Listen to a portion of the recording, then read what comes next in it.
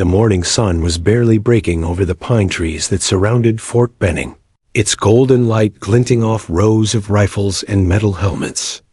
The base was alive with shouting instructors, pounding boots, and the heavy thud of determination. Among the line of new recruits stood Sergeant Emily Carter, a woman whose calm demeanor seemed almost out of place amid the chaos. She had once worn white gloves, a nurse's uniform, tending to wounded soldiers in dusty field hospitals overseas. But now, her gloves were black, her hands wrapped around the cold steel of an M2010 sniper rifle. Gone was the soft-spoken medic. What stood there was someone quieter, harder, and infinitely more focused. The men beside her whispered as they checked their scopes. "She's a nurse, right?" one said, smirking. "Yeah," another replied. "Guess they're letting anyone try out for sniper school these days." Emily heard every word, but didn't flinch. Her breathing was steady, eyes sharp beneath the brim of her cap. She wasn't there to argue. She was there to shoot. A sharp whistle pierced the air. Colonel Robert Hayes, the unit commander, strode toward them, broad-shouldered, buzz-cut, his uniform crisp enough to slice paper. He was known across the base as a legend. 3 tours, Silver Star, and a reputation for perfection. He also had little patience for what he called symbolic assignments, recruits sent to meet quotas rather than to fight. His eyes landed on Emily like a searchlight. "So," he said, voice dripping with skepticism, "you're the one they told me about. The nurse who thinks she can shoot." The air went cold. Every recruit stopped moving. Emily met his gaze, unblinking. "Yes, sir." Hayes chuckled under his breath, folding his arms. "Tell me something, Sergeant. When you held scalpels and IV bags, did they ever shake in your hands?" "No, sir," she replied evenly. He stepped closer, his voice low and cutting. "Then you should have stayed a nurse. Because steady hands won't save you out here. Instincts will." Some recruits snickered. Hayes smirked. Emily said nothing. She simply adjusted the bipod of her rifle and took her position on the range. The other trainees lined up beside her. "Targets at 600 meters. Barked the range officer. "You've got 1 shot each." Hayes stood behind them, arms crossed, watching. The first recruit fired. His bullet landed wide. The next missed the silhouette entirely. Then it was Emily's turn. She closed her eyes for 1 second, blocking out everything, the whispers, the laughter, even the colonel's gaze. Her world narrowed down to the scope, the wind direction, and her heartbeat. She inhaled, exhaled, and squeezed the trigger. The shot cracked through the air. The target's center exploded cleanly. Dead center. A perfect hit. The instructor blinked, stunned. Even the wind seemed to pause. Hayes tilted his head slightly. "Beginner's luck," he muttered, but there was a flicker of something in his eyes, curiosity, maybe even surprise. Emily didn't smile. She simply reloaded, calm as ever. When the exercise ended, the recruits gathered their gear. A few glanced her way, half impressed, half annoyed. But no one said a word. As they filed out, Emily lingered, staring down the range. Her hands rested on the rifle, utterly still. Hayes approached from behind. "I'll give you credit," he said. "You can shoot a stationary target. But this isn't a clinic, Sergeant. Out there, the wind doesn't wait, and enemies don't stand still." "Yes, sir," she said. He leaned in slightly. "You think you belong here. Prove it when someone's life depends on it, not when it's painted plywood." Emily held his gaze. "Understood, Colonel." For a moment, the air between them thickened with tension. Then Hayes turned and walked away, his boots crunching the gravel. That night, the barracks were dim and quiet. The hum of ceiling fans mingled with distant shouts from the training grounds. Emily sat on her bunk, polishing the rifle she'd been issued that morning. The weapon gleamed under the fluorescent light, precise, balanced, cold. On the wall beside her bunk hung a small photo. Her and her brother, David, both smiling, taken years earlier at a 4th of July parade. He had enlisted right after high school. She'd followed in his footsteps, though through a different door, the medical course. When his unit was ambushed overseas, she was the one who helped carry his body off the helicopter. That was the day she decided she would never just watch again. She lifted the photo gently, tracing the edge with her thumb. "You always said I had surging hands," she whispered. "Guess they'll have to do." A knock interrupted her thoughts. Sergeant Mason, her training instructor, stood at the door. Older than Hayes, but calmer, the kind of soldier whose silence carried weight. "Carter," he said, stepping in. "Heard about your shot today." Emily straightened. "Just doing my job, sir." He smiled faintly. "You did more than that." Hayes doesn't hand out compliments, but he didn't tear up your evaluation either. That's progress. She gave a small nod. "Thank you, sir." Mason studied her for a moment. "You've got a rare thing, patience. Most of these kids fire like the bullets burning a hole in their barrel. You wait." "I was a nurse," she said. "Waiting was half the job." He chuckled. "Maybe that's why you'll make a hell of a sniper." When he left, she turned off the light and lay back, staring at the ceiling. Outside, the base was alive with echoes. Gunfire, distant shouting, engines starting up. The rhythm of war training never slept. But inside, she found peace and silence. Her hands rested on her stomach, motionless. She studied them in the faint moonlight, filtering through the window. Not shaking, not trembling, steady as stone. At dawn, another round of testing began. Obstacle courses, night vision drills, reaction tests. Hayes watched every movement from the sidelines, clipboard in hand. When Emily scaled the wall faster than 2 of the men, he raised an eyebrow but said nothing. During the final drill of the day, recruits had to locate hidden targets through camouflage nets in under 60 seconds. One by one, soldiers took turns, missing, hesitating, or overcorrecting their aim. When Emily's turn came, the stopwatch began. 45 seconds later, 3 targets were down, faster than any record in that group. Even Mason couldn't hide a grin. Outstanding. Hayes scribbled something on his clipboard and walked off. Mason called after him. "You saw that, right?" Hayes didn't turn around. "Let's see if she can repeat it tomorrow," he said. But Emily didn't need his praise. Each hit, each movement, was one step closer to the silence she'd been chasing, the silence of certainty. That night, as the lights dimmed across the base, she sat again with her photo.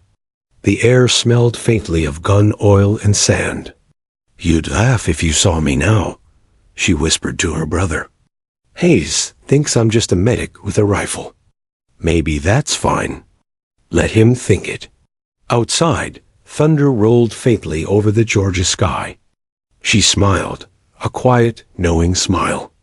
"Because one day," she murmured, sliding the rifle beneath her bunk, "I'll make him see."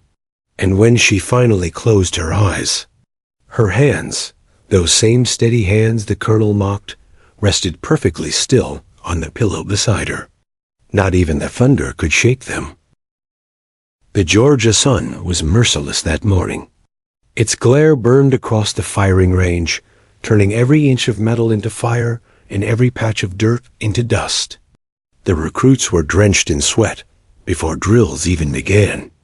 Sergeant Emily Carter wiped the grit from her cheek and checked her scope, her breath even and unbroken despite the heat. Colonel Hayes stood at the far end of the field, clipboard in hand, eyes like a hawk searching for weakness. He didn't need to say anything anymore. His silence spoke louder than insults. Everyone in the unit knew he was waiting for Carter to fail. The day's first exercise was brutal. 10 shots, 10 moving targets, each appearing for less than 5 seconds. One miss meant starting over. Most trainees couldn't get past the third target. "Carter," barked Hayes, "you're up." Emily stepped forward, lying prone in the dirt. Sweat slid down her neck as she lined up her scope. Around her, men whispered bets under their breath. "She won't hit past 5. She shakes when she breathes. Colonel's right. She's too soft." She heard them, but the words didn't reach her. Her focus narrowed to the shimmer of light on the targets ahead. The range officer raised his hand. 3, 2, 1, fire. The first target dropped instantly. The second, too. Emily shifted, recalibrated for wind, and fired again. Third, fourth, fifth. By the time the 10th target appeared, she had already adjusted for distance. The bullet tore through the final plate with a clean metallic ping. Silence.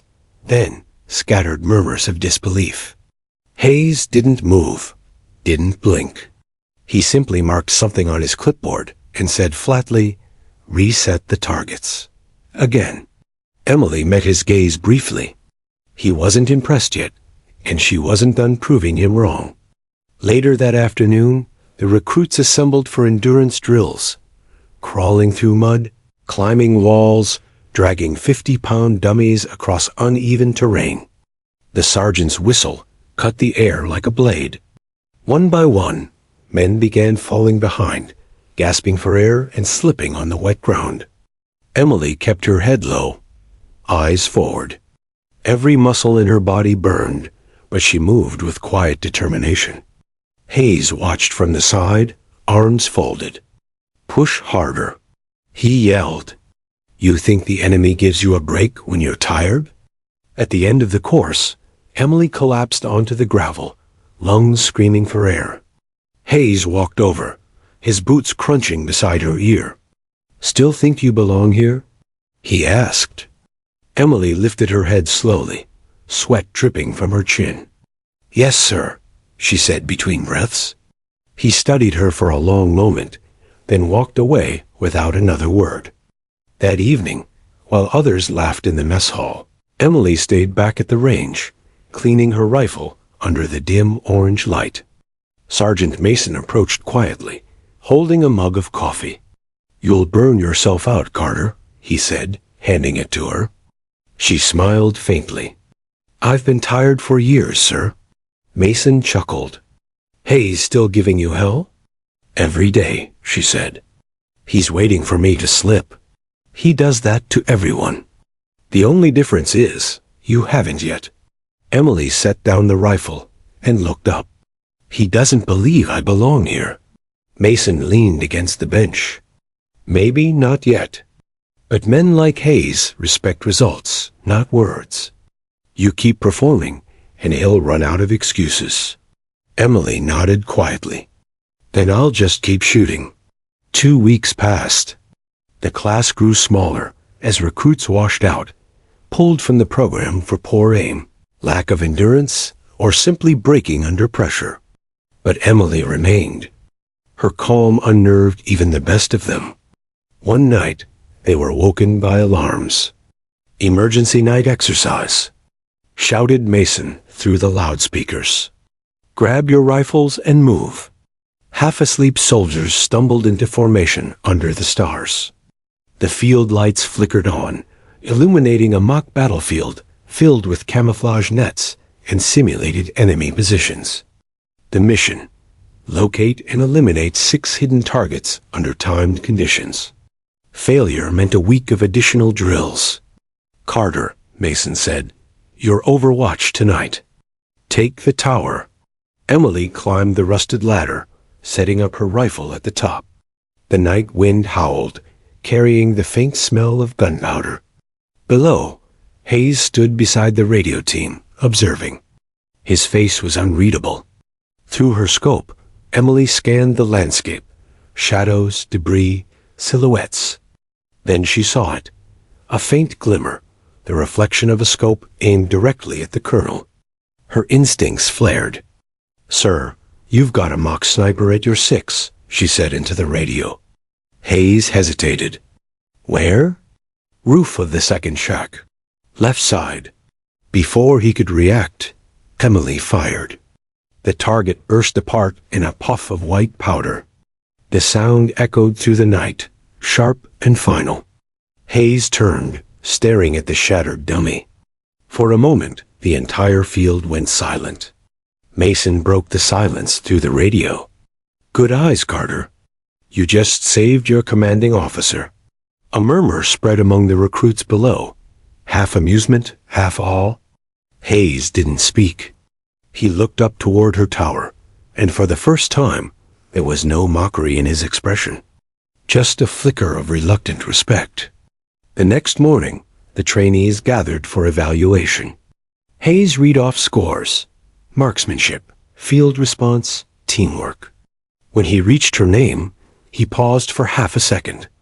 "Sergeant Carter," he said, eyes scanning the clipboard. "Top scores in the class. Effective under pressure. Marksman grade, perfect." Whispers spread among the men. Emily stood straight, saying nothing. Hayes looked up. "Not bad," he said simply, and moved on. But Mason caught the briefest twitch of a smile crossing her lips. As weeks turned into months, Emily became the name whispered around the base. The calm shot, the steady hands. Even those who once mocked her now asked for advice, subtle and embarrassed. But she didn't train to impress anyone. She was waiting for something else, something real. One evening, while the recruits rested, Mason entered the barracks with a classified folder in hand. "Carter," he said, "Colonel Hayes wants to see you." She followed him to the colonel's office. Hayes was behind his desk, reviewing mission files. The flag behind him caught the soft glow of a desk lamp. He didn't look up right away. "Sergeant," he said finally, "sit." Emily sat, posture straight. Hayes closed the folder. "You've done well. Better than most men I've trained. But I still need to know one thing. Can you perform when it's not a drill?" She met his gaze evenly. "You'll find out when it counts, sir." For the first time, a grin tugged at the corner of his mouth. "I believe I will," he said, sliding the folder across the desk. The cover read, "Operation Talon, Top Secret." Emily scanned the first page. A high-value target, location, classified desert region. Hayes stood. "Pack your gear.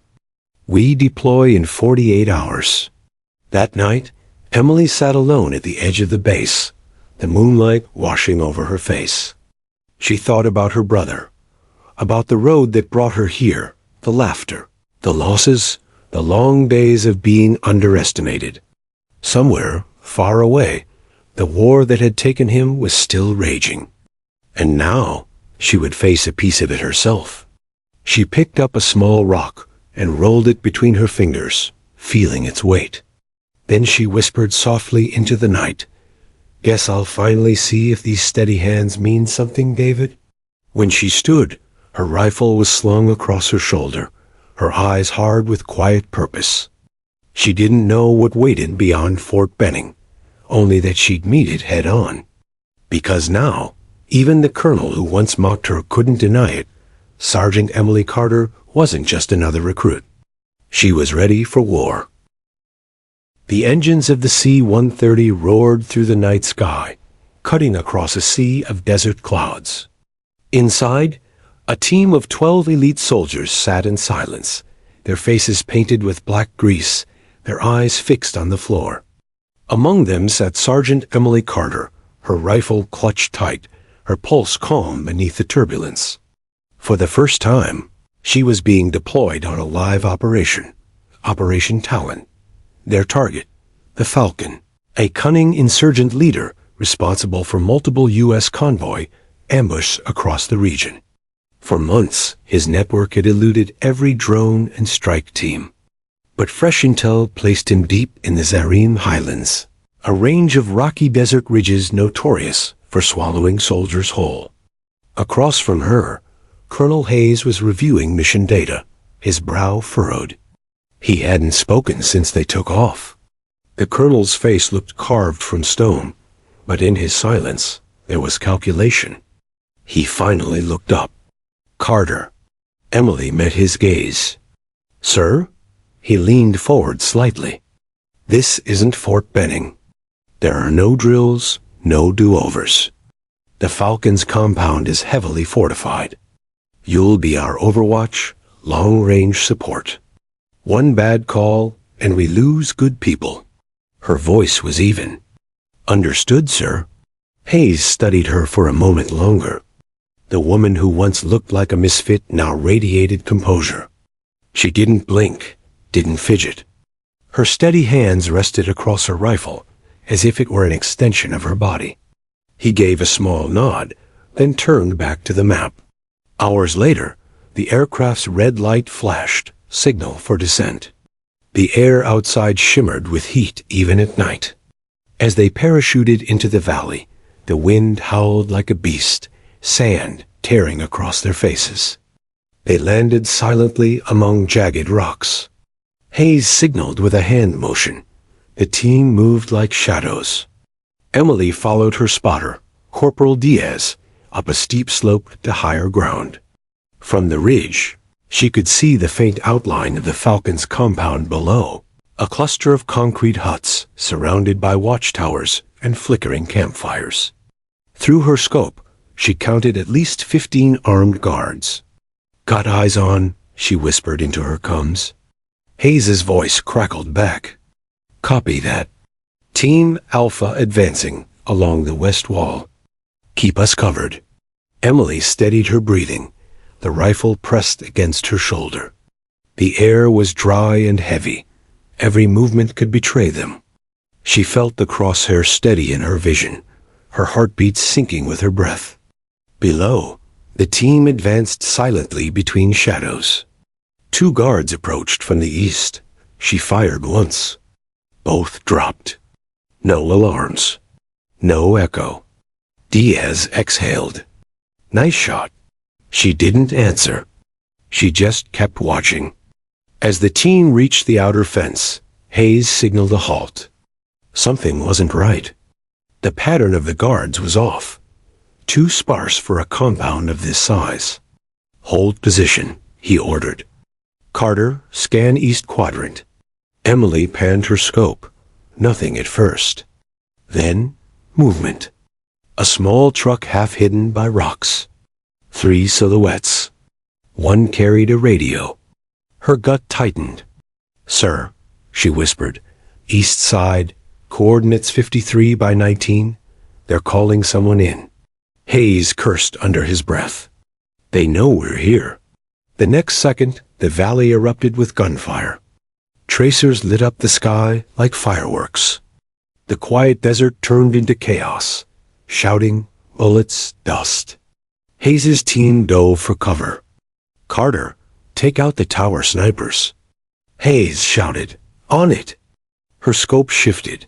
She fired once, twice, 3 times. Each shot clean, precise. The third target fell backward off the tower before his rifle hit the ground. Diaz was shouting, we're getting flanked. Emily adjusted, taking down attackers approaching from the ridge. The air was filled with thunderous noise, but inside her mind, everything slowed. The sound of her own breathing drowned everything else out.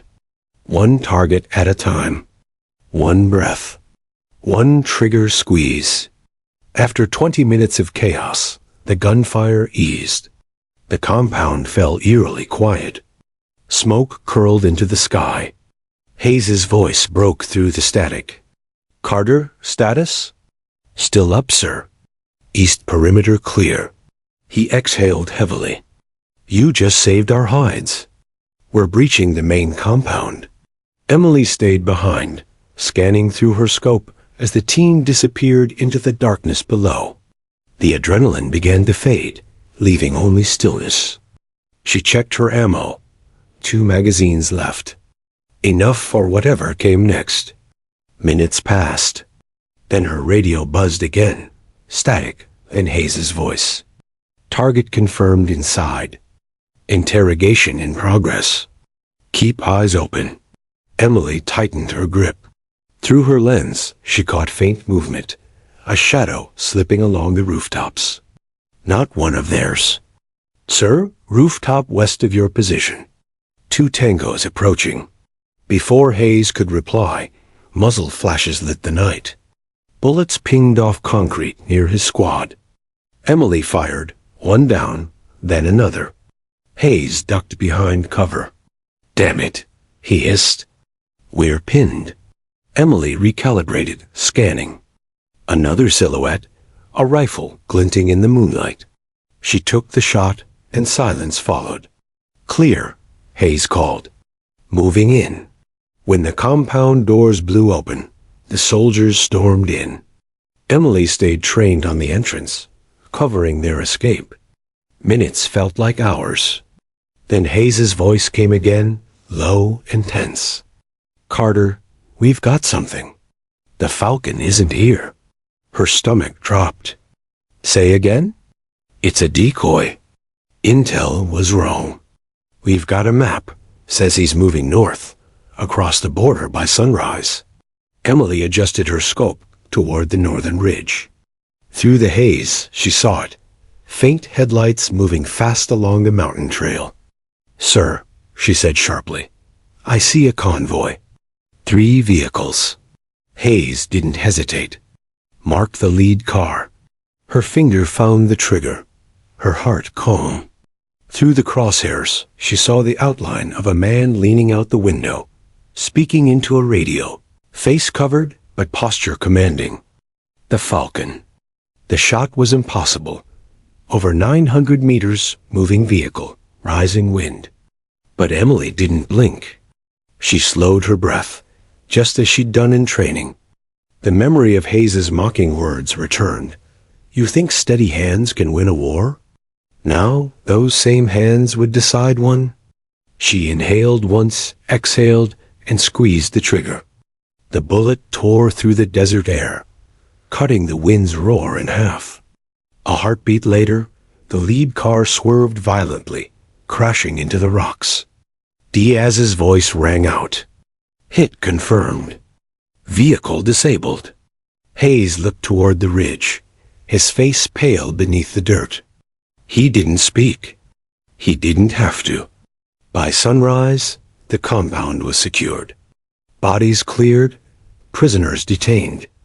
The surviving convoy members were captured, including the man once known as the Falcon's right hand.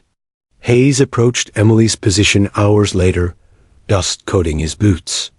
She was sitting beside her rifle, silent, watching the sun climb over the dunes. He stopped beside her, removing his helmet. You saw him, didn't you? She nodded slowly. Through the scope. Just for a second. He exhaled. That was one hell of a shot. Emily didn't look at him. That wasn't luck, sir. It was focus. He stared at her for a moment. The same woman he once dismissed as a medic with no business on a battlefield. Now, he saw something else entirely. A soldier who had just saved an entire unit with one impossible decision. He crouched down beside her, voice lower than she'd ever heard it. You earned your place today, Carter. No more doubts. She glanced up, the faintest trace of a smile touching her lips. I never had any, sir. Hayes nodded once, standing. Get some rest. We move again at dusk. We're not done yet. As he walked away, Emily looked out at the horizon, the sun blazing across endless sand. Somewhere out there, the Falcon was still alive. And next time, she promised herself, she wouldn't just graze his shadow. She'd finish what she started. The desert stretched endlessly, a wasteland of gold and heat. The morning sun turned the air into waves of distortion as Sergeant Emily Carter walked across the landing zone toward the briefing tent. Her body was sore, her hands raw from hours behind the rifle, but her mind was sharper than ever. Inside, Colonel Hayes stood at the tactical table, his voice steady as he spoke to the gathered soldiers. Satellite images flickered on a digital screen, showing winding mountain trails and rough cave systems carved into the Tarik Highlands, Falcon's new hideout. "This," Hayes said, pointing to a dark cluster of dots on the map, "is where we finish this. We've confirmed Falcon's convoy crossed into the highlands before sunrise. He's surrounded by a dozen of his best fighters, plus foreign mercs. The terrain gives him every advantage, but we'll take it anyway." He paused, scanning the room. "This isn't a full assault. It's a surgical strike. Small team, high risk. We get in, capture, or eliminate the Falcon, and get out before their reinforcements arrive." Emily stood quietly at the back, helmet tucked under her arm. Hayes's eyes met hers. "Carter, you're with me." Murmurs spread across the tent. A few soldiers exchanged surprised looks. The same men who once mocked her steady hands now stared at her with newfound respect. Hayes continued, "We'll need overwatch on the ridge. Your eyes, your rifle. No mistakes this time." Emily nodded, her voice calm. "Understood, sir." Hours later, the team moved out aboard 2 Humvees, kicking up storms of dust as they crossed the barren valley floor. The wind howled across the rocks, carrying the scent of oil, metal, and tension. Hayes rode in the front vehicle, binoculars in hand. The terrain ahead rose sharply, narrow ravines twisting into cliffs that looked like ancient fortresses. "Carter," he said over the comms, "you and Diaz take position on the high ridge. You'll have eyes on the cave entrance. Once we're in range, you call out movement." "Copy that," she replied. The vehicles stopped at the base of the cliffs. Emily and Diaz climbed fast, scaling loose stone and steep ledges until they reached a vantage point overlooking the canyon. From there, the Falcon's stronghold looked almost mythical, a fortress of jagged stone, half buried in shadow, with narrow paths leading to a single reinforced door. Through her scope, she saw movement. Guards with AKs, pacing rooftops, radios clipped to their belts. "Visual confirmed," she said quietly. "Minimum 12 tangos. Heat signatures inside." Hayes's voice came through, steady but quiet. "Hold until we're in position." Emily checked her rifle, chambered, ready. The long barrel gleamed faintly under the afternoon sun. She inhaled, letting the rhythm of her breath fall into the same calm tempo that had always guided her. For a moment, everything felt still, until a flicker of movement near the compound caught her eye. A man with a distinctive posture, head uncovered, talking rapidly into a radio. Her pulse quickened. "Sir, possible visual on Falcon." Hayes froze. "You sure?" "Body language matches intel. He's giving orders." Hayes exhaled. "Then this is it. Prepare for engagement." Below, the squad advanced silently through the canyon, moving from shadow to shadow. The crunch of gravel under boots was swallowed by the wind. Emily watched through her scope, tracking every heartbeat of motion. 2 guards east side, heading your way." "Copy that," Hayes whispered. Seconds later, the guards dropped soundlessly. Emily didn't flinch. They crept closer to the compound's outer wall. Hayes placed a breaching charge. The timer blinked 3, 2, 1, and a flash of light burst through the dust. The explosion echoed through the canyon like thunder. Gunfire erupted instantly. Emily scanned for targets. Her scope caught one fighter on the roof. One shot clean. Another moved for cover, down again. Diaz called out, "They're regrouping. Keep firing," she ordered. From below, Hayes and his team pushed forward, bullets ricocheting off the walls. "Carter, we're in the outer courtyard. Need cover on that tower." "On it," she replied, adjusting her aim. Her breath steadied, finger resting on the trigger. One shot. A guard fell from the tower. Another scrambled for a machine gun. She fired again, silence. "Tower clear," she said. "Good work," Hayes answered. But just as they breached the second gate, everything went wrong. A roar filled the canyon, not from the soldiers, but from above. An RPG slammed into the rock face near Emily's position. She and Diaz dove for cover as debris exploded around them. "Sniper teams," Diaz shouted. "They've got our coordinates." Emily rolled, grabbing her rifle. "Get the comms." Static hissed through her headset. "Carter, report." Hayes demanded. "We're hit but operational. Hostiles on the ridge to the west." She crawled to a new position, dirt and smoke clouding her sight. Through the scope, she spotted the enemy sniper, faint glint of metal, barely visible. She exhaled and fired. The glint vanished. Diaz reconnected the comms. Sniper down. But below, the fight intensified. Hayes's team was pinned behind a low wall as the Falcon's men fired from elevated platforms. Hayes shouted, "Carter, we need that overwatch now."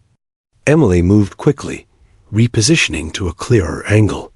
Her eye met the scope. 3 hostiles on the platform, cutting down fire. She didn't think. She just moved, 3 shots, 3 drops. Clear path. She called. Hayes signaled his team forward, storming through the courtyard and into the main chamber. Inside, the room was filled with smoke and gunpowder. Hayes led the charge, kicking open doors until they reached the central chamber. Maps, weapons, and a single open laptop sat on a desk. He froze. The screen showed a live feed, Falcon's face, calm and smug. "You are too late, Colonel," the man said through the speakers. "You chase shadows. I am already gone." Then the feed cut. Hayes clenched his jaw. "Carter, he's not here. He's remote triggering the explosives. Get ready for extraction." Before Emily could respond, the ground below shook violently. A blast ripped through the side of the compound. "Move! Move!" Hayes shouted. The team sprinted toward the exit as fire and smoke swallowed the building. Emily saw the flash through her scope. Her heart stopped. "Sir, you have to get out now." Hayes's voice crackled through the static. "We're on our way." Then silence. Emily's stomach twisted. She jumped to her feet, ignoring Diaz's protests. "He's still inside." "Carter, you can't." But she was already running down the cliffside, dust billowing around her boots. She reached the wreckage minutes later, flames devouring what remained of the compound. She found Hayes pinned under debris, blood streaking down his forehead. He looked up at her, coughing. "Carter, what the hell are you doing?" "Saving your life, sir."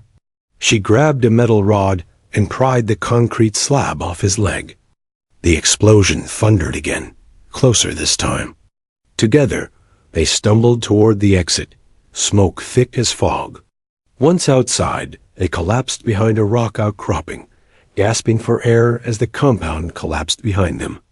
Hayes looked at her, face pale but eyes steady. "You disobeyed direct order." She stared back, expression unreadable. "You said no mistakes. Leaving you wasn't an option." He exhaled slowly, a faint, weary smile tugging at the corner of his mouth. "You've got guts, Carter." She looked back at the burning compound. "We didn't get him, but we'll find him." Hayes followed her gaze. The sky above the canyon turned crimson with fire and dawn. And though the Falcon had escaped again, something had shifted between them. A silent recognition forged through battle and fire. For the first time, Hayes no longer saw Emily as a medic who didn't belong. He saw her as the reason he was still alive. The hum of the transport helicopter filled the air, carrying the wounded and the weary back toward base. The desert sun bled across the horizon, painting the world in hues of gold and red. Sergeant Emily Carter sat on the cold metal floor beside Colonel Hayes, whose leg was bandaged tightly. His uniform was torn, his face marked with soot, but his gaze was sharp, alert despite exhaustion. Neither spoke for most of the flight. The events of the last mission, the near-death, the explosion, the Falcon's escape replayed in both their minds like a broken reel of film. The enemy had slipped through their fingers again. When the helicopter touched down at Forward Base Vega, the air was thick with tension. Soldiers rushed to unload the wounded, medics shouting orders. Hayes waved off a stretcher, insisting he could walk. Emily stayed beside him, steady and silent. Inside the command tent, a storm was brewing. General Lawson, the regional commander, stood waiting, arms crossed, face unreadable. His sharp eyes moved from Hayes to Emily. "Colonel," Lawson said coldly, "I hope you have a damn good explanation for that disaster." Hayes straightened, every word deliberate. "We had confirmation of Falcon's presence, sir. The intel was solid. What we didn't know was that he'd mined the entire compound." Lawson's gaze shifted to Emily. "And you? You were his overwatch?" "Yes, sir," she replied, voice calm. "Then why didn't you see it coming?" Emily met his stare. "Because there was nothing to see, sir. The explosives were buried in the rock before we even got there." For a moment, silence. Then Lawson slammed a folder onto the table. "We lost 3 men in that blast. Falcon's still breathing. Washington wants results, not excuses." Hayes's jaw clenched. "We'll get him, sir. He's not far." Lawson scoffed. "You said that last time." He turned toward Emily, eyes narrowing. "And as for you, Sergeant, consider yourself lucky. Some of the brass are questioning whether you belong in the field at all." Hayes stepped forward. "With all due respect, sir, if she hadn't been there, none of us would have made it back." Lawson's brow furrowed, taken aback by the sudden defense. "Careful, Colonel." "I'm serious," Hayes said. "She saved my life. Twice. Her shot took out Falcon's convoy. If we cut her loose now, we lose the best damn shooter in this unit." Lawson regarded them both for a long moment. Then he sighed. "Fine, you've got one more shot. But this time, you bring me Falcon, dead or alive. Understood?" "Yes, sir," Hayes said firmly. Emily's eyes didn't waver. "Understood." That night, the base felt quieter than usual. The wind howled through the barracks, rattling the loose sheets of metal on the roof. Emily sat alone at the edge of the campfire, her rifle disassembled on her lap, cleaning each part with methodical precision. She replayed the mission in her mind, the shot she'd taken, the explosion that followed, the look in Falcon's eyes on that live feed. He had taunted them, and somehow it stung more than the near-death itself. Hayes limped over, his silhouette outlined by the flickering light. "Couldn't sleep either?" She shook her head slightly. "Not much to dream about lately." He sat across from her, wincing as his knee bent. For a while, they just listened to the crackling fire. "You ever think," Hayes began slowly, "that maybe we're chasing a ghost?" Emily glanced up. "Ghosts don't bleed, sir." He smiled faintly. "That's what I like about you, Carter. You don't give up. I didn't come this far to stop now." He nodded. "Neither did I." There was a pause. The air between them was charged, not romantic, but full of unspoken respect. Hayes reached into his vest pocket and pulled out a crumpled map. "Satellite picked up something this evening. A convoy moving through the Rocher Pass, 30 miles north. It matches Falcon's escape route. He's heading for a safe house across the border." Emily studied the map. "The pass is tight, one road in, one out. Perfect place for an ambush." Hayes's eyes gleamed. "Exactly." By dawn, they were already preparing for the next move. The plan was lean. No backup, no large unit. Just 4 soldiers. Hayes, Carter, Diaz, and a demolitions expert named Sergeant Rizzo. They loaded up their gear in silence, each movement practiced and precise. The atmosphere was heavier this time. Everyone knew this could be their last chance.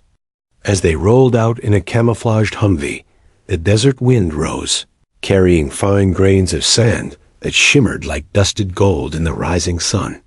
For hours they drove through endless dunes until the land gave way to steep, narrow cliffs. The Rashir Pass looked like the throat of a monster, twisting, dark, and silent.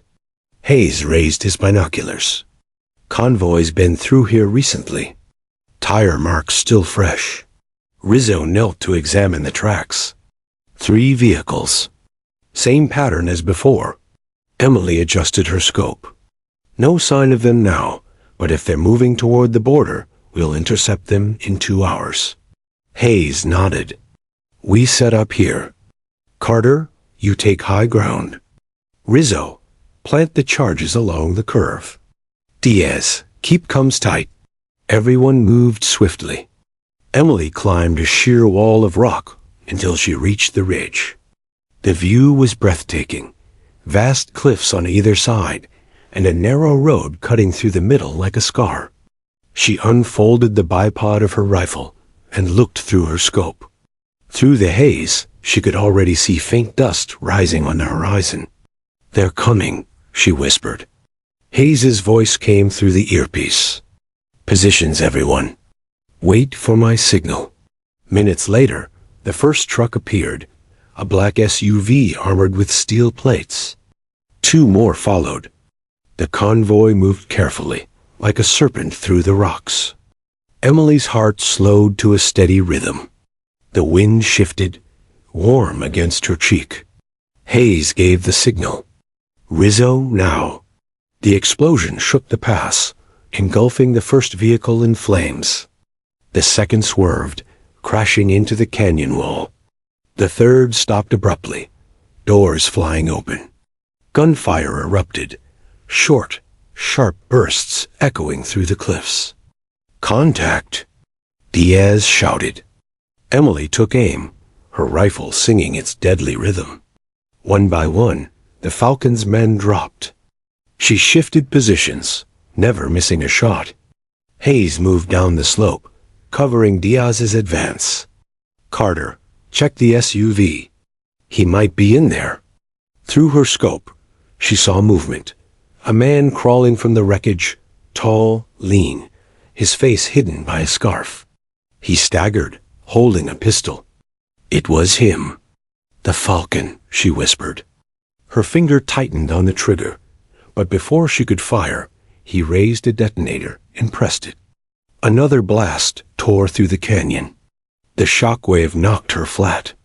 Rocks tumbled from above. She rolled, barely avoiding a massive boulder. Static screamed in her earpiece. Hayes! Diaz! Rizzo! Do you copy? No answer. Smoke filled the air.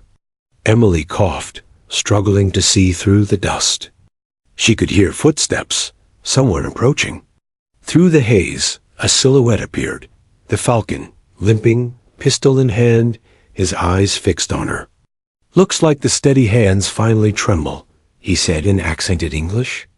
Emily gritted her teeth, raising her rifle. Not today. But before either could fire, another figure emerged from the smoke. Colonel Hayes, bloodied but standing. His pistol roared, and the Falcon's weapon flew from his hand. The insurgent stumbled backward, clutching his arm. Hayes limped forward. You're done, Falcon. The enemy leader smirked, even bleeding. You can't stop what's already begun. Before Hayes could react, the Falcon turned and fled into a narrow tunnel carved into the cliffside. Emily grabbed her rifle. Sir, he's escaping. Hayes's eyes burned with determination. Then we go after him. The air inside the tunnel was thick with dust and gunpowder. Echoes of footsteps bounced off the stone walls, as Sergeant Emily Carter and Colonel Hayes pressed forward, their rifles raised. The flickering light from Emily's tactical torch revealed a maze of ancient rock, rough-hewn walls, dripping condensation, and the faint smell of oil and explosives. Behind them, the canyon still burned, smoke curling upward from the wreckage of the ambush. They had barely survived the blast, but there was no time to look back. The Falcon, the ghost they'd chased for months, had vanished into these tunnels. Hayes's voice was low but firm. "Stay sharp. He knows this terrain better than we do."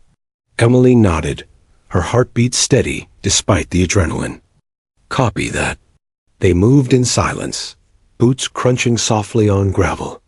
The deeper they went, the colder it became. The walls narrowed, and the faint light from the entrance disappeared behind them. Hayes tapped his earpiece. "Diaz, Rizzo, report?" Only static answered. The explosion had taken out their comms. They were alone. Emily scanned ahead, catching faint movement through the darkness. A shadow flickering past a side passage. "Movement at 10 o'clock, she whispered. Hayes raised his rifle. "Let's move." They turned a corner and entered a larger chamber carved into the rock. Crates lined the walls, ammunition, rations, and high-grade explosives. Emily crouched to inspect one of them. "This is no hideout. It's a supply base." Hayes's face hardened. He's been building something, planning something big. She opened another crate. Inside were detonators, American-made. Her eyes narrowed. "These are ours." Hayes clenched his jaw. "He's been stealing from our convoys, using our own gear against us." A faint sound broke the silence, metal scraping against stone. Emily's instincts kicked in. "Cover." They dove behind a stack of crates just as bullets ripped through the chamber. Sparks flew. Dust rained from the ceiling. Emily returned fire, her shots precise and calm. One of the Falcon's men dropped from the shadows, then another. "But the firing didn't stop." Hayes shouted. "They're flanking us." She shifted, rolling to her right, taking aim through a narrow gap. Not for long. 3 sharp shots, clean, controlled. Silence followed. Hayes exhaled, scanning the chamber. "Nice shooting." Emily gave a quick nod. "They were trying to stall us." Hayes frowned. "Why?" Then realization struck. He's buying time to escape deeper into the tunnels. They moved again, faster now. The tunnels split into 2 paths ahead, one descending into darkness, the other curving upward. "Which way?" Emily asked. Hayes closed his eyes for a second, listening. From below came the faint echo of machinery, grinding metal, distant voices. "Down," he said. "He's setting up something." The descent grew steeper, the air heavier with smoke. They could hear faint beeps now, rhythmic, deliberate. When they finally reached the next chamber, Emily froze. The room was enormous, like an underground cathedral. Cables ran along the walls, connecting to a cluster of crates stacked around a massive steel cylinder. Hayes's eyes widened. "Oh God, he's building a bomb." Emily's gaze traced the wires. "That's enough explosive to flatten half a city." They approached cautiously. The device was crude but powerful, a mix of stolen military tech and local engineering. And standing beside it, hands gloved, adjusting a timer, was the Falcon. He looked up, calm as ever. "Colonel Hayes, Sergeant Carter." His voice echoed through the chamber, smooth and deliberate. "You made it farther than I expected." Hayes raised his rifle. "It's over, Falcon. Step away from the device." The Falcon smiled faintly. "Over? Oh no. This is just beginning." Emily's eyes flicked to the timer, less than 10 minutes. "He's armed it." Hayes took a step forward. "Disarm it, or I swear I'll..." Before he could finish, Falcon grabbed a detonator from his belt and aimed it toward the ceiling. "You shoot, we all die." The standoff stretched thin, like a wire ready to snap. Emily's mind raced. The bomb was wired into multiple circuits, complex, but not impossible to defuse. She'd studied enough demolitions to understand the basics. But getting to it without alerting him? That was another matter. Hayes kept his rifle steady. "What's your plan, Falcon? Blow yourself up?" Falcon chuckled softly. "Martyrdom is overrated. I'll be long gone before this place goes up." He tapped his wristwatch. "But you'll make fine ashes." He began backing toward a tunnel exit, detonator still in hand. Hayes whispered, "Carter, take him." Emily's eyes never left her scope. Too risky. One twitch and he sets it off. She exhaled slowly, mind focused. Then, in a split second, she noticed something, a reflection in Falcon's goggles. Behind him, a mirror of light from the timer panel got an idea sparked. "Sir," she murmured, "on my mark, shoot the crate left of him." Hayes didn't question. 3, 2, 1. Hayes fired. The crate exploded, sending debris flying. Falcon flinched, raising his arm to shield his face. That split second was all Emily needed. Her finger squeezed the trigger. The bullet struck his hand, shattering the detonator. Falcon screamed. The device clattering to the floor. Emily sprinted forward. "Go, go!" Hayes covered her as she reached the bomb. The timer read 7:48. 7:47. She knelt, cutting into the wiring with her combat knife. Red, yellow, black. He's looped them into a failsafe. Hayes crouched beside her, breathing hard. "Can you stop it?" "I can slow it down. Maybe." Her hands moved quickly, steady as ever. She followed the main wire, tracing its path to the trigger node. The sound of boots echoed. Falcon, still alive, crawling toward a side tunnel. Hayes noticed. "He's getting away." "Go!" Emily shouted. "I've got this." Hayes hesitated, torn between his mission and the soldier who'd saved his life twice. Then he made his choice. He sprinted after Falcon, leaving Emily in the dim glow of the timer. 6:32. 6:31. Sweat trickled down her neck. Every breath felt like fire. She remembered Rizzo's old lesson. Every bomb has a heartbeat. You just have to listen. She listened now. The soft hum of current. The ticking pulse. Her fingers found the right wire, yellow, marked by a faint scorch. The trigger line. "Got you," she whispered. Slicing it clean. The timer stopped at 4:11. She exhaled sharply, leaning back. Heart hammering. Then she heard it. Gunfire echoing from the next tunnel. Hayes. Emily grabbed her rifle and ran. The next chamber was narrower, lit only by the flickering light of a single lantern.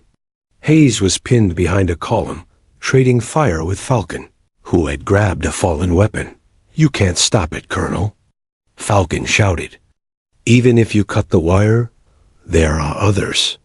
"You're too late." Hayes fired back. "We'll see about that." Emily arrived just in time to see Falcon reload. Without hesitation, she took aim. But Falcon turned, firing wildly. Bullets ricocheted off stone. One grazed her shoulder. She bit back a cry, dropped to one knee, and lined up her shot. This time, there was no hesitation. She squeezed the trigger. The bullet hit center mass. Falcon staggered, eyes wide, disbelief written across his face. He dropped his rifle, falling backward into the shadows. The cave went silent, except for the ringing echo of the shot. Hayes lowered his weapon slowly. "You got him." Emily pressed her hand against her bleeding shoulder, breathing hard. "Not luck, focus." Hayes gave a faint smile. "You've got a hell of a way with timing." She chuckled weakly. "Took me long enough."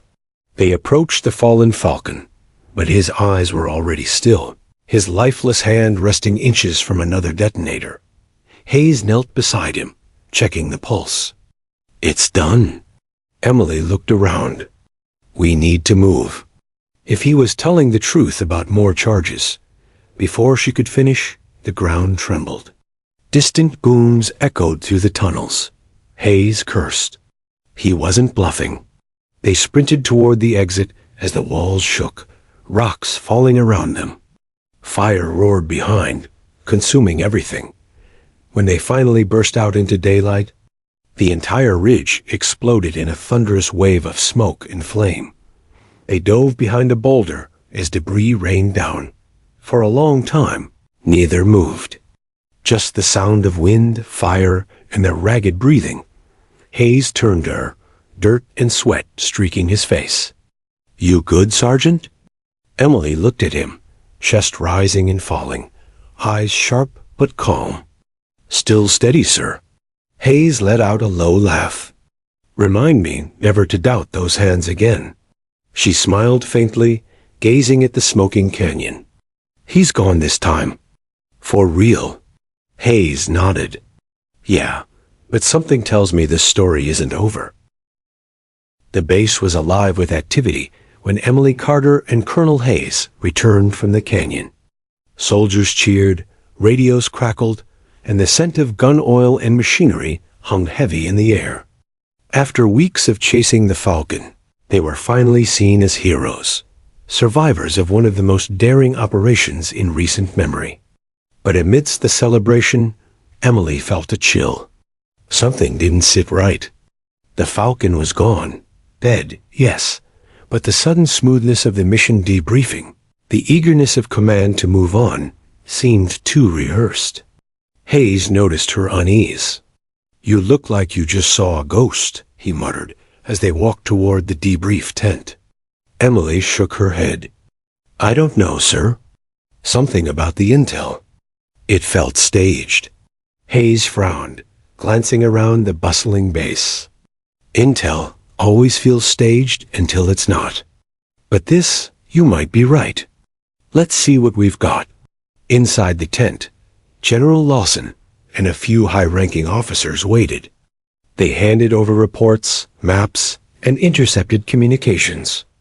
Emily scanned them quickly, noting patterns in the data, discrepancies in dates, conflicting convoy movements, and messages that seemed too organized for Falcon to have orchestrated alone. "Sir," she said quietly, "these aren't just remnants. There's a network still active." Lawson frowned, leaning back in his chair. "Impossible. Falcon's dead. The network should collapse." Emily shook her head. "It won't. There are cells, trained operatives, insiders. Someone has been feeding him information. Someone here." The room fell silent.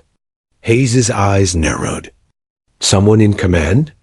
"Yes," Emily said. Her voice was steady, but firm. "Otherwise, they couldn't have known our positions or sabotaged our extraction points in the canyon." The officers exchanged uneasy glances. "Carter, you're implying?" Lawson began. Emily nodded. "Yes, sir." Falcon's intelligence came from inside. Hayes leaned back, rubbing his forehead. "God damn it. So while we were risking our lives, someone in this room was playing chess with us?" Lawson's expression hardened. "That's a serious accusation. You better have proof." Emily didn't flinch. "I'm working on it. But I need unrestricted access to communication logs, files, and all intel channels. Otherwise, we risk running blind." Hayes put a hand on her shoulder.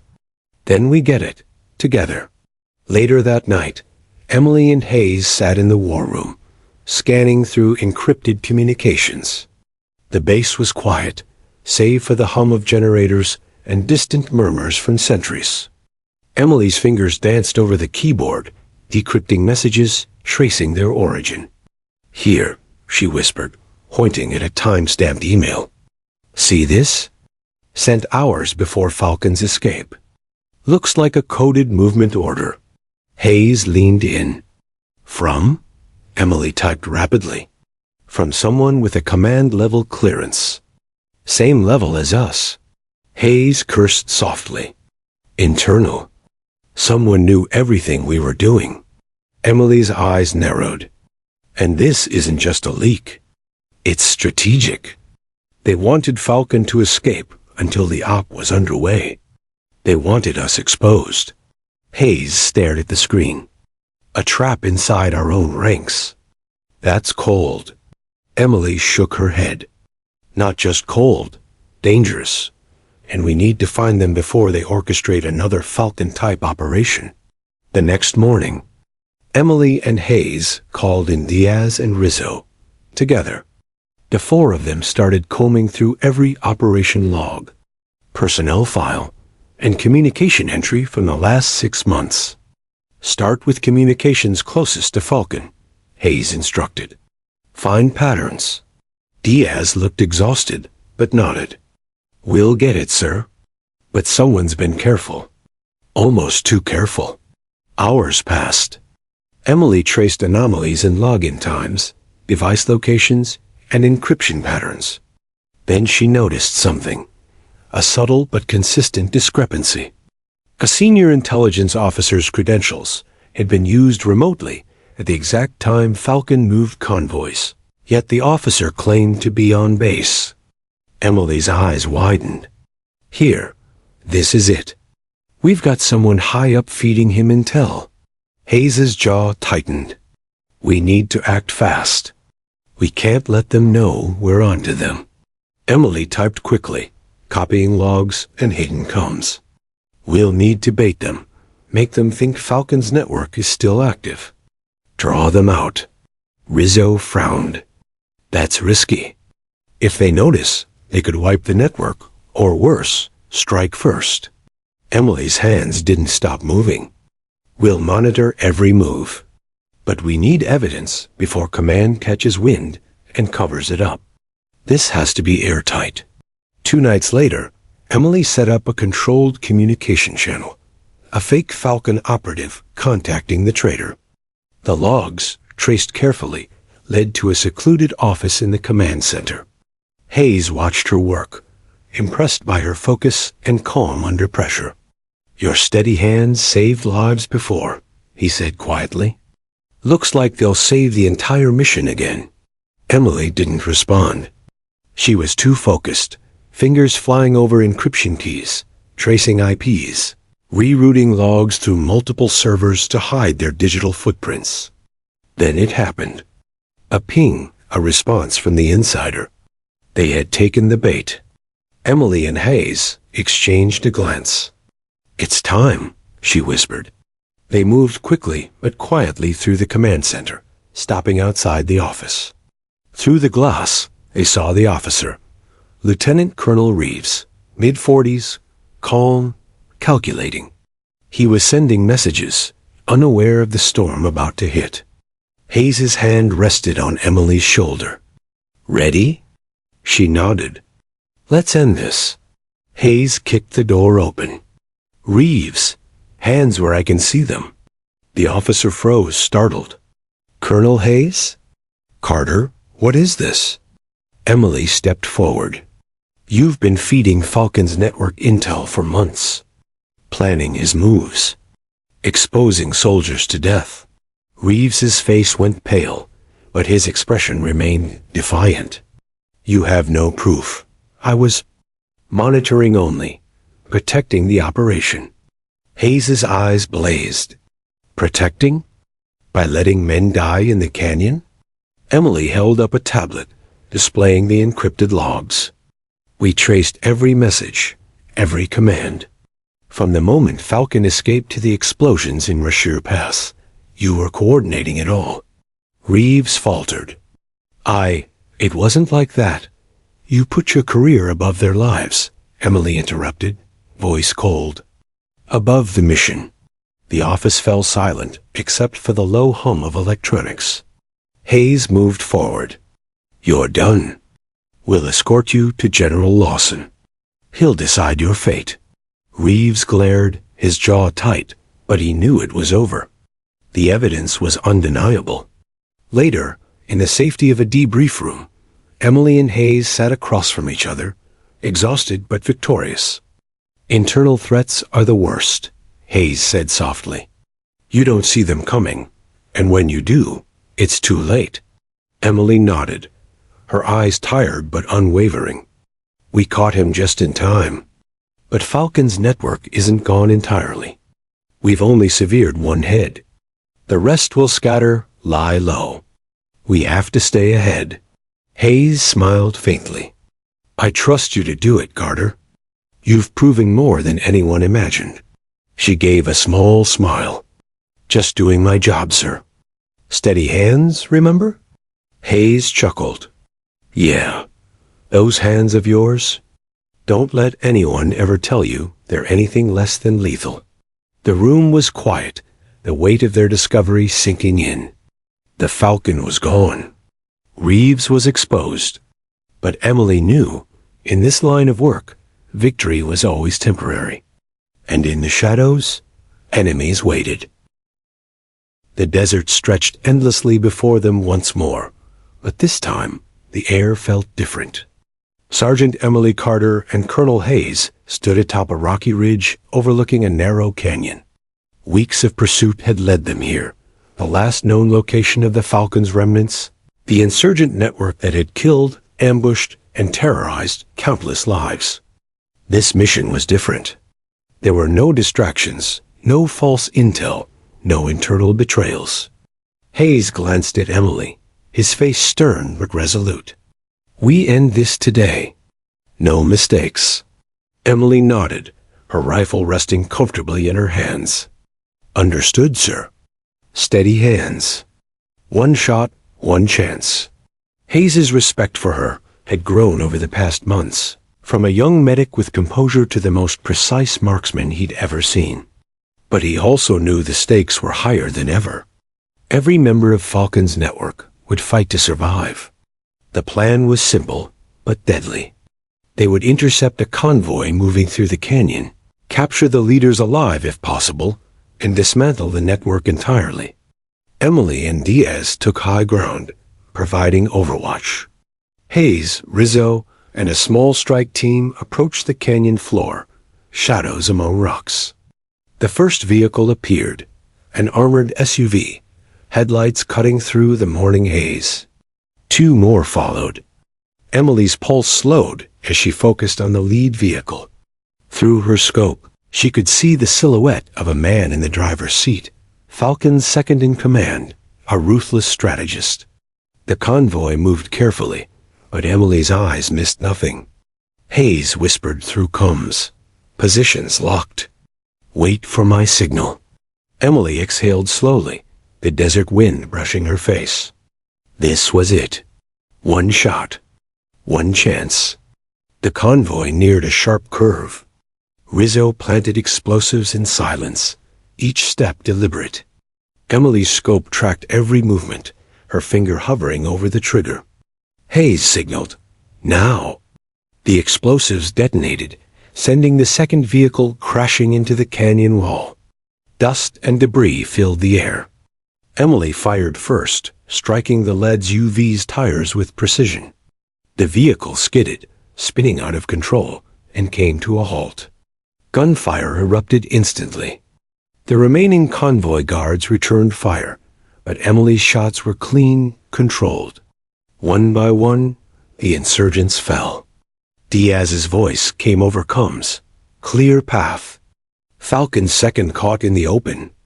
Emily didn't hesitate. She adjusted her aim and fired again, a shadow of a moving target frozen in her crosshairs. Another collapse, another step closer to the end. Hayes and his team stormed the canyon floor. The remaining insurgents tried to regroup, but the chaos of Emily's precise shots and the explosive ambush disoriented them.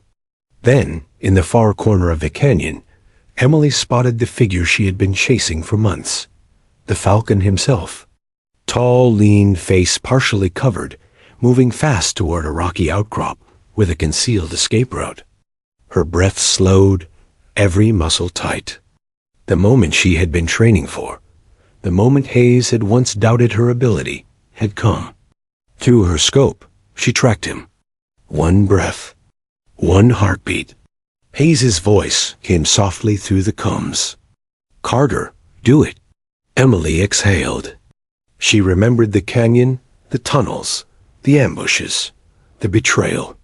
The men who had died, the lives that depended on her accuracy. She squeezed the trigger. The bullet traveled silently through the desert air, striking the falcon squarely in the chest. He stumbled, eyes wide in disbelief, then collapsed behind the rocks, unmoving. Hayes lowered his rifle, his face pale. "Confirmed?" Emily nodded slowly. Target neutralized. The team approached cautiously. The falcon's body was still, his hand gripping a detonator he would never use. Hayes examined him briefly, then signaled the others. "Search the area. Secure intel." Emily moved through the rocks, scanning for any overlooked devices.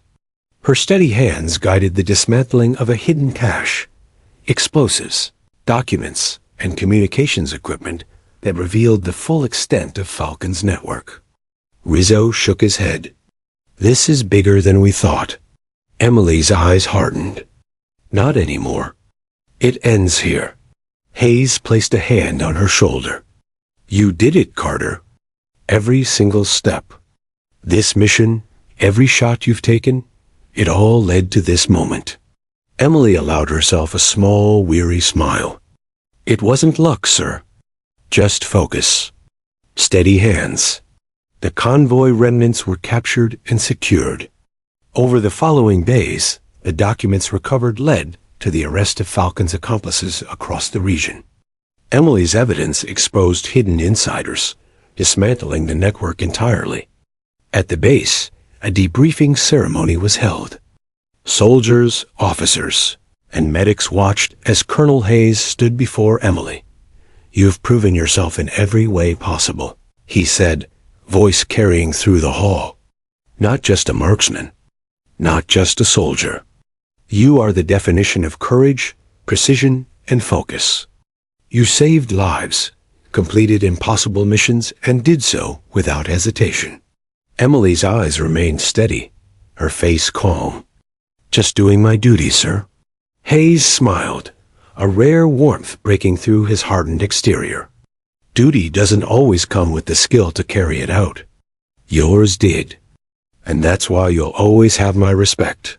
Later, as the sun set over the desert, Emily stood atop a ridge, looking at the horizon. The canyon lay quiet, the wind carrying only silence and memory. Hayes joined her, limping slightly, his rifle slung over his shoulder. "You ever think it ends like this?" he asked softly. Emily shook her head. "No, but sometimes it has to." He nodded, glancing at the battlefield below. "You were right, Carter. Steady hands win wars, sometimes even against ghosts." She turned to him, voice steady, eyes unwavering. "And sometimes they finish what needs finishing." The sun dipped below the horizon, casting long shadows over the desert. The falcon was gone. The network dismantled. Lives saved. Emily lowered her rifle and breathed deeply, letting the wind wash over her. The calm after the storm, the peace earned through precision and courage. Hayes studied her, a mix of admiration and relief in his eyes. "Ready to head home?" Emily nodded. "Ready. Mission complete." They walked down the ridge together, leaving the desert and the echoes of battle behind. The story of the falcon, the network, and the steady hands that stopped them would be told for years. A tale of courage, precision, and the relentless pursuit of justice.